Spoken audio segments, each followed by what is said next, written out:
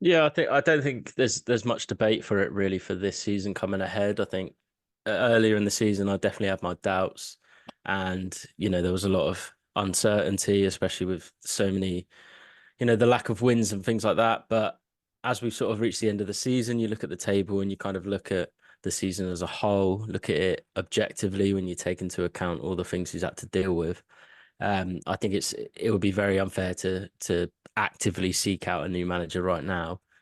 I always have in the back of my mind that if the right person comes available, then it would be stupid to turn it down. But at the same time, again, it wouldn't be fair on Dyche. You'd have to pay to get rid of him, and the players all do seem to be buying into his ideas. And the issue I do have long term, I think his style was very limited. I think there is a point where I don't think we'll progress too far. But right now, I think going into Bramley Moore, we need to ensure we're in the Premier League. We need to, we're still going to be under financial difficulties going into this summer.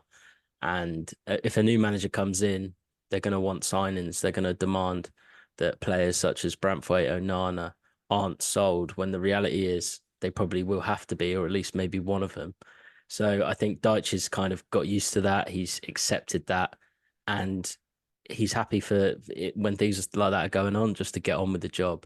And I don't think there'll be too many managers out there right now who would do that. So the worry is attracting that sort of manager. And in terms of offering him a new contract, I think it's one of them you kind of take it season by season or half season by half season. I don't think there's I don't think it's the right time to extend his contract because who knows what could happen. And then we're in the boat again of can't afford to get rid of him. So I think for now, keep him in the job. But in terms of extending his contract, I think it's more of a wait and see situation.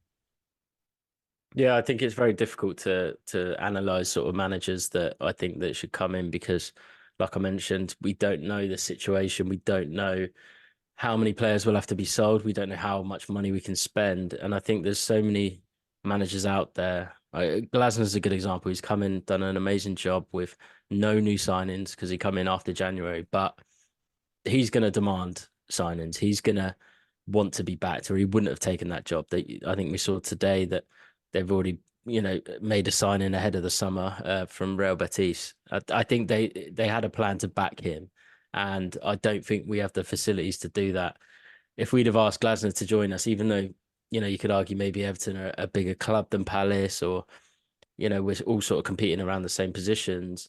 I think he'd have taken Palace over Everton in a heartbeat for them sort of reasons. I think they've got players which they can probably now look to keep hold of because their financial situation isn't as precarious as Everton's. The likes of Elise and Eze may leave, but the rest of the squad they'll want to buy into Glasner and stick around. So I think with Everton, you're not going to attract these sort of managers at the moment. I think if we get to the end of next season, we're in the Premier League again. We're heading to a new stadium. We have new owners who are back in the club. They're sorting out the debt and things like that. Then the sky is the limit for Everton. As a football club, we attracted Carlo Ancelotti.